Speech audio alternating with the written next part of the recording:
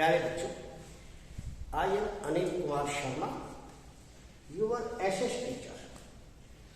आज मैं आपको हिस्ट्री के फर्स्ट चैप्टर यूरोप में राष्ट्रवाद का उदय इस विषय के ऊपर बताऊंगा।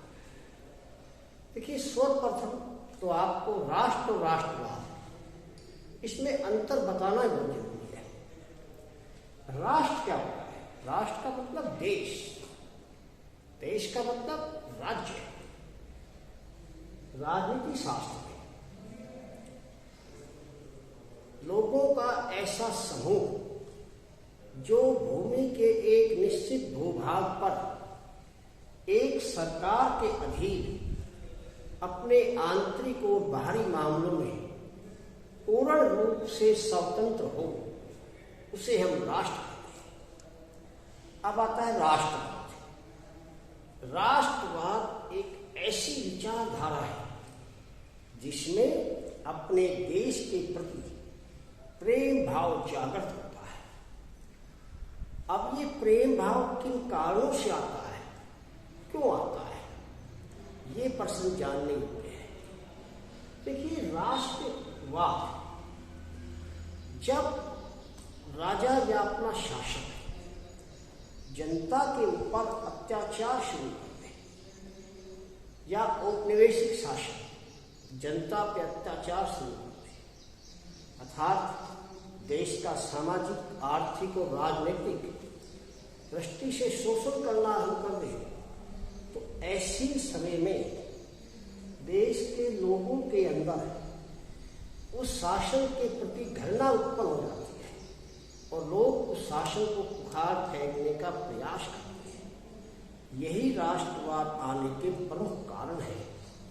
यूरोप में राष्ट्रवाद भी इन्हीं कारणों से आया है, क्योंकि यूरोप के अंदर राष्ट्रतंत्रीय शक्तियां बलवान होती चलेगी, ताकतवर होती चलेगी और उन्होंने जनता का हर तरीके से शोषण आरंभ किया और उस शोषण के विरुद्ध यूरोप की जनता ने, अर्थात यूरोप के देश जो है वहाँ की जनता ने अपने शासकों के विरुद्ध एक क्रांति आरंभ की और उस क्रांति के माध्यम से उन शासकों को हटाने का प्रयास किया।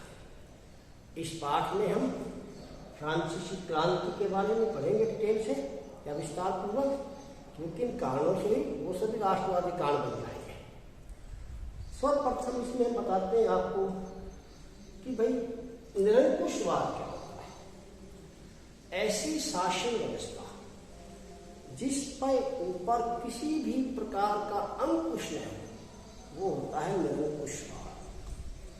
कल्पनादृश समाज एक ऐसा आदर्श समाज, एक ऐसा आदर्श समाज जो मूर्त रूप में साकार नहीं हो सकता हो, उसे हम कल्पनादृश समाज कहते हैं।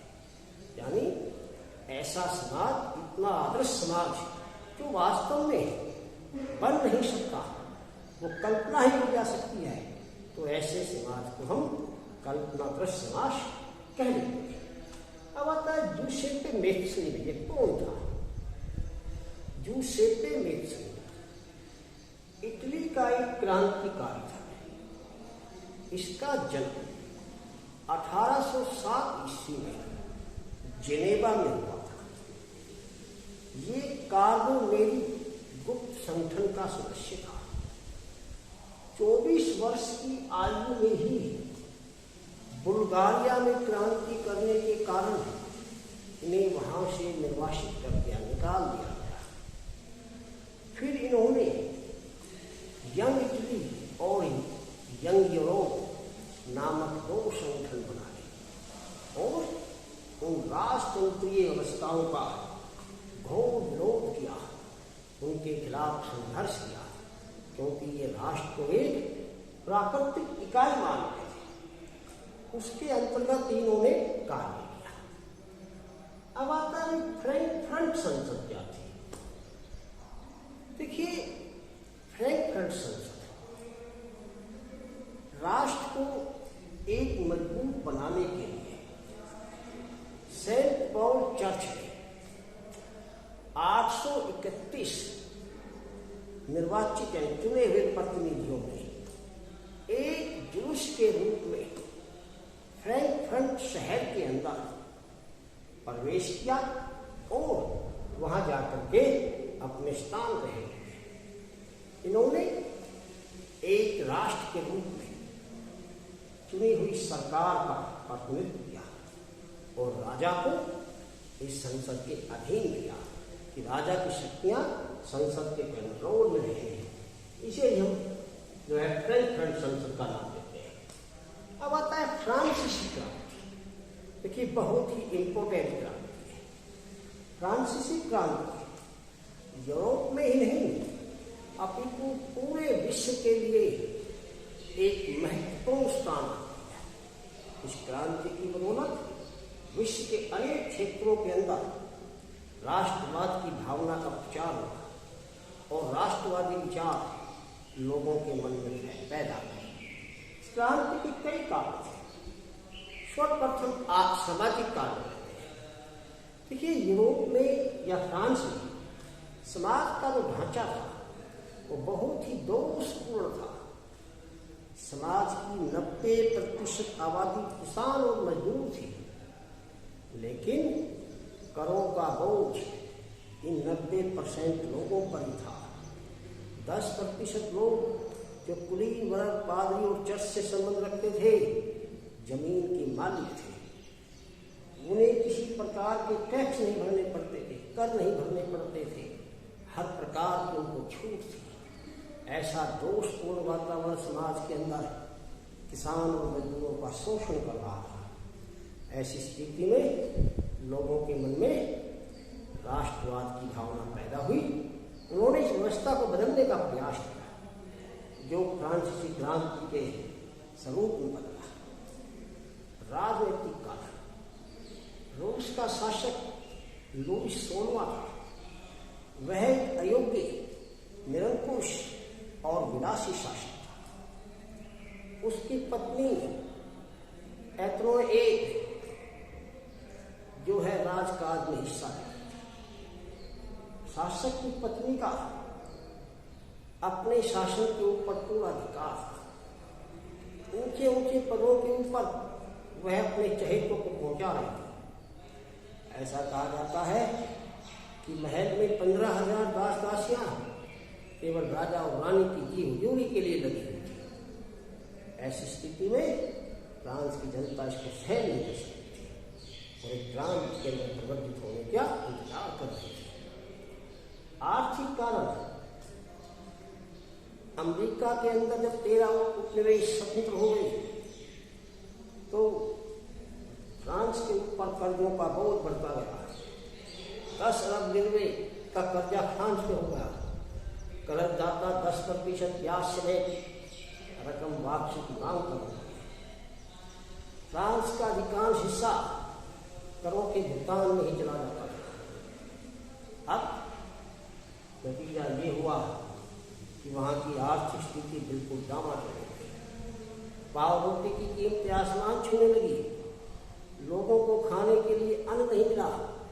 बेरोजगारी भुखमरी बढ़ गई। तो ऐसी स्थिति में फ्रांस की जनता ने विद्रोह करने की सोची। दार्शनिकों का योगदान।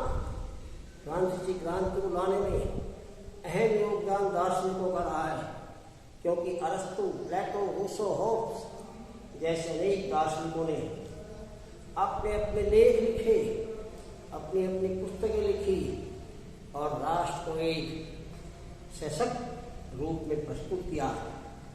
लोगों के मन में उनके लेखों को पढ़ के राष्ट्रवाद की भावना प्रबल होती गई और फ्रांसीसी क्रांति का आधार तैयार हो गया।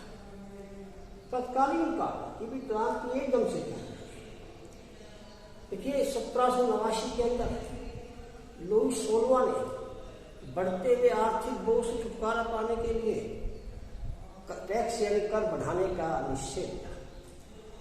इस विषय में उसने स्टेट जनरल की बैठक बुलाई। स्टेट जनरल की बैठक में प्रथम और मध्यम द्वितीय वर्ग ने 300 प्रतिनिधि भेजे। तीसरे वर्ग की तरफ से 600 प्रतिनिधियों ने हिस्सा लिया। वहां मतदान को लेकर के तीसरे वर्ग ने ये कह दिया कि प्रत्येक व्यक्ति को मत डालने का अधिकार होगा। इससे पहले केवल 3 वोट पड़ते थे, प्रथम वर्ग की, द्वितीय वर्ग की, तृतीय वर्ग की। लेकिन इस बात को लेकर के लुईस सोनवा ने विरोध किया, इस बात को नहीं माना। तो तीसरे वर्ग के लोगों ने अपने आप को नेशनल असेंबली घोषित कर दिया और वहीं से क्रांति का बिगुल बजा दिया। 1789 के अंदर क्रांति आरंभ हो गई। सर्वप्रथम लोगों ने गोला और बारूद की चाह में बास्टील के कैद खाने की तरफ कूच किया। 14 जुलाई 1789 को बास्टील के कैद खाने को तोड़ दिया गया, क्योंकि लोगों को उम्मीद थी कि यहाँ से भारी मात्रा में गोला बारूद मिलेगा, हथियार मिलेंगे और कैदियों की सेना बना देंगे। लेकिन वहाँ केवल और तेल को तोड़ने के बाद 7 कैदी ही छुड़ाए गए थे। कैदियों की संख्या नाम मात्र की 7 थी, ज़्यादा नहीं थी। अतः ये सभी कारण फ्रांसीसी क्रांति को लाने में दबाई थी।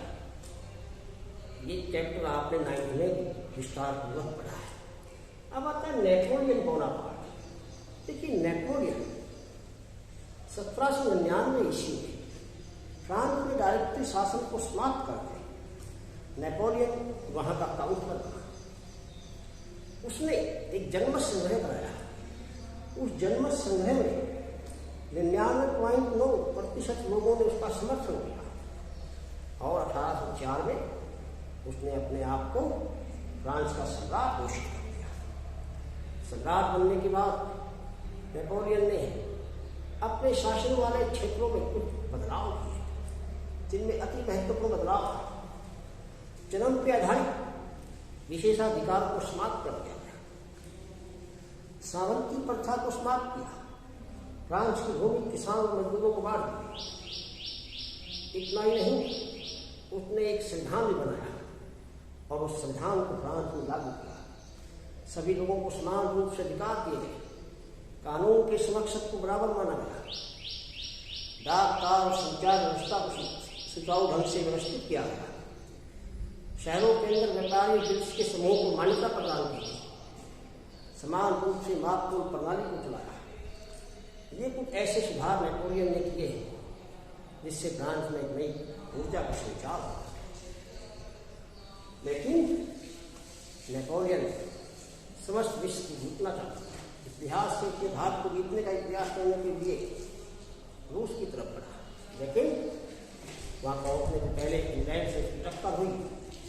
1815 ईस्वी में वाटरलू के युद्ध के अंदर फ्रांस, हंगरी, ऑस्ट्रिया आदि ने मिलकर के नेपोलियन को पराजित कर दिया और उसे बंदी बना करके कैद में डाल दिया और सेंट हेलन द्वीप के अंदर ही वहीं पर उसकी मृत्यु हुई। ये तो होगा नेपोलियन। अब आता है जर्मनी में, जर्मनी का एकीकरण और इटली का एकीकरण किस प्रकार हुआ। देखिए, जर्मनी का एकीकरण एक बहुत लंबी प्रक्रिया है। 1848 ईस्वी में जो लोग राष्ट्रतंत्र का विरोध कर रहे थे और गणतंत्र की मांग कर रहे थे, उन लोगों ने जर्मनी के फैले हुए भूभाग को एक सूत्र में बांधने का प्रयास किया, लेकिन उन लोगों का विरोध वहां के राजशाही ने और सेना ने किया। सामंतों ने भी उनका साथ दिया। ये प्रक्रिया पूरी होने में असफल रही, लेकिन बाद में पर्सा के एक महामंत्री ऑटो वान बिस्मार्क, जो कि इस प्रक्रिया का जनक था, उसने इसे आगे बढ़ाया। उसने सर्वप्रथम पर्सा की सेना की सहायता से आस पड़ोसी राज्यों को जीता और जीतने के बाद उसने जर्मन के सभी राष्ट्र संघों को इकट्ठा किया। वहाँ उसने किसान और सामंतों को अपने पक्ष में कर लिया और वहाँ के राजतंत्र को खाड़ करके जर्मनी को एक संयुक्त राष्ट्र के रूप में इकट्ठा किया। वर्साय के सम्मेलन के अंदर पर्सा के सम्राट विलियम प्रथम को जर्मनी का सम्राट घोषित कर दिया गया। इसी प्रकार दूसरी घटना इटली का एकीकरण। इटली भी जर्मनी की भांति छोटे छोटे टुकड़ों के अंदर बटा हुआ था।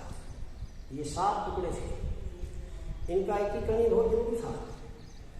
1860 ईस्वी के अंदर इसको एक करने का प्रयास किया, लेकिन कुछ लोगों ने इसका विरोध किया, लेकिन विरोध लंबे समय तक नहीं चल सकता है। और 1861 ईस्वी में विक्टर एमुलर, जो कि एक मंत्री था, उसने जर्मन को एक कर दिया और इटली को एक कर दिया, और 1861 ईस्वी में इटली का भी एकीकरण हो गया और इटली एक स्वतंत्र राष्ट्र के रूप में बन के आया। विक्टर एमुलर वहाँ के सम्राट थे। इस प्रकार से इटली का भी एकीकरण हो गया। अब प्रश्न उठता है कि भी ये फ्रांसीसी क्रांति को लाने में संस्कृति का योगदान, देखिए संस्कृति जो होती है बहुत ही महत्वपूर्ण स्थान रखती है। कुछ रोमानी कलाकारों ने अपने गीत और संगीत कविताओं के माध्यम से लोगों के अंदर राष्ट्रवाद की विचारधारा का संचार किया। वो लोग तर्क वितर्क, वाद विवाद और विज्ञान की भाषा से हट करके अपनी मूल संस्कृति की ओर आकर्षित हुए, क्योंकि वो लोग ये कहते थे कि राष्ट्र की सच्ची आत्मा उसके लोगों की संस्कृति में निवास करती है। अतः लोगों की पुरानी परंपराएं, उनका गुणगान किया जाए, उनका व्याख्यान किया जाए, उनके अंदर उसको भरा जाए। यही कारण था कि रोमानी कलाकारों के कारण ही वहाँ पर संस्कृति का विकास हुआ। संस्कृति ने ही फ्रांसीसी क्रांति को लाने में महत्वपूर्ण योगदान दिया। अब प्रश्न उठता है कि भाई जर्मेनिया और मारियान इन्हें किस रूप में चित्रित किया गया। देखो, फ्रांस और जर्मन के कुछ कलाकारों ने अपने राष्ट्र को एक मानवीय रूप देने का प्रण किया।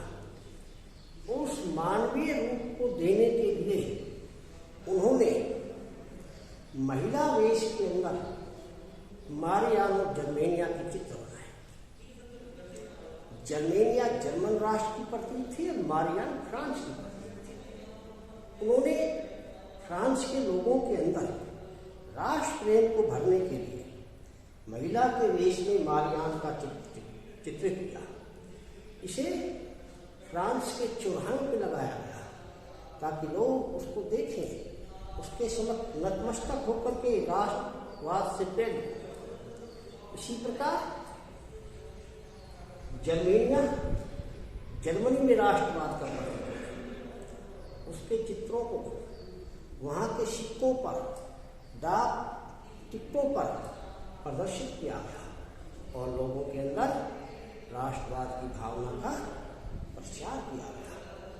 अतः स्पष्ट है कि जर्मन के अंदर जर्मेनिया और फ्रांस के अंदर मारियान, इन्होंने राष्ट्र का प्रतिनिधित्व करते हुए फ्रांस में राष्ट्रवाद को बढ़ावा दिया।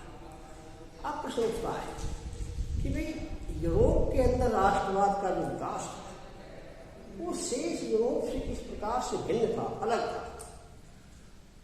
देखिए, इंग्लैंड जो था ये शेष यूरोप से राष्ट्रवाद का विकास यहाँ पे अलग था। यहाँ एक लोगों की साझी नस्ल रहती थी जो कि स्कॉटलैंड, आयरलैंड, इंग्लैंड, इन महाद्वीपों के ऊपर निवास करते। इन लोगों को एक करना बड़ा मुश्किल था। इंग्लैंड का प्रभुत्व बढ़ता गया, उसने स्कॉटलैंड को अपने कब्जे में किया और फिर उसने धीरे धीरे आयरलैंड पर भी अधिकार करके उसका नाम बदल के तीनों द्वीपों को एक नाम दिया, ग्रेट ब्रिटेन, यानी कि यूनाइटेड किंगडम। अब इसके साथ साथ उन्होंने ब्रिटेन का राष्ट्रीय ध्वज यूनियन जैक, राष्ट्रीय गान God save our noble king, इसका विस्तार और प्रचार किया और इंग्लैंड को एक महान राष्ट्र के रूप में विकसित करने का प्रयास किया। अब आता है फ्रांसीसी लोगों के बीच सामूहिक एकता का भाव पैदा करने के लिए फ्रांसीसी क्रांतिकारी ने क्या करना है। देखिए, उन्होंने क्या किया, पितृवंशिकता पर आधारित अधिकारों को समाप्त कर दिया, सामंती व्यवस्था को समाप्त किया, जमीन किसान और जमींदारों को दे दी गई। फ्रांस में एक राष्ट्रीय झंडा तिरंगे के नाम से बनाया, उसे प्रोत्साहित किया गया, एक संविधान बनाया, सभी लोगों को कानून के दायरे में लाया गया और इसके साथ साथ उन्होंने क्षेत्रीय बोलियों को हतोत्साहित किया और पूरे फ्रांस में फ्रेंच बोली का ही बोलबाला रखा। तो इस प्रकार से उन्होंने सामूहिक एकता का भाव पैदा करने के लिए अनेक क्रांतिकारी कदम उठाए। अब है बाल्कन प्रदेशों में राष्ट्रपति चुनाव होना, क्योंकि बाल्कन प्रदेशों में मुख्य रूप से बुल्गारिया, रोमानिया, अल्बेनिया, यूनान आदि देश शामिल थे। इनको स्लाव के नाम से जाना जाता था।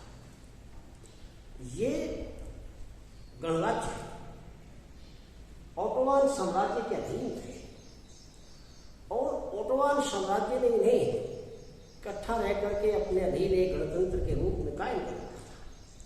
लेकिन यहाँ की जनता इन शासकों का विरोध कर रही थी। ये लोग इतिहास का उदाहरण दे रहे थे कि इतिहास में किसी समय हम स्वतंत्र थे और इन शक्तियों ने, यूरोपीय शक्तियों ने हमारे ऊपर कब्जा कर लिया, हमें अपने अधीन कर दिया है, इसलिए हमें स्वतंत्र होने का अधिकार है। तो यही कारण थे कि बाल्कन प्रदेशों के लोगों के अंदर राष्ट्रवाद के तनाव के अनेक कारण बनते हुए थे, जिस कारण उन्होंने अपने आप को अलग करने का भी प्रयास किया। तो इस पाठ के अंदर मैंने आपको अनेक चीजें बता दी हैं। कुछ ऐसे क्रांतिकारी भी थे, जैसे गैरीबाल्डी था, फ्रेडरिक साल्व था, ठीक है, अर्नस्ट रेनन था। ये भी सारे के सारे क्रांतिकारी थे। इन्होंने भी क्रांति के माध्यम से यूरोप के अंदर अपने विचारों का प्रचार किया और उन विचारों को प्रचारित करते हुए वहाँ के राष्ट्रवाद के अंदर अहम भूमिका आ गई।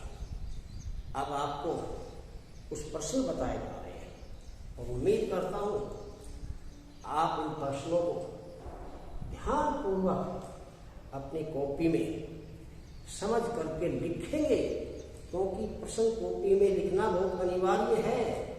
प्रश्न नंबर 1, राष्ट्र और राष्ट्रवाद से आप क्या समझते हैं? निरंकुशवाद और कल्पनाग्रस्त समाज क्या है? जूसेपे मेत्सनी और फ्रंट संसद पर एक नोट लिखे। इसके साथ साथ फ्रांसीसी क्रांति के प्रमुख कारणों का वर्णन कीजिए, या फ्रांसीसी क्रांति किन परिस्थितियों में शुरू हुई उसका वर्णन कीजिए। अपने शासन वाले क्षेत्रों में नेपोलियन ने कौन कौन से बदलाव किए, इनका विस्तार पूर्वक वर्णन करें। नेपोलियन के उदय को किस प्रकार समझा जा सकता है। नेक्स्ट प्रश्न है, जर्मनी के एकीकरण की प्रक्रिया का संक्षेप में वर्णन करें। नेक्स्ट प्रश्न, इटली के एकीकरण की प्रक्रिया का संक्षेप में वर्णन करें। नेक्स्ट प्रश्न लेंगे आप, फ्रांसीसी लोगों के बीच एकता का भाव पैदा करने के लिए फ्रांसीसी क्रांतिकारियों ने क्या कदम उठाए। नेक्स्ट प्रश्न है, इंग्लैंड में राष्ट्रवाद का विकास शेष यूरोप की तुलना में किस प्रकार से भिन्न था। नेक्स्ट प्रश्न है, बाल्कन प्रदेशों में राष्ट्रवादी तनाव के क्या कारण थे। ये प्रश्न आपको अपनी नोटबुक के अंदर लिखने हैं आपका बहुत बहुत धन्यवाद।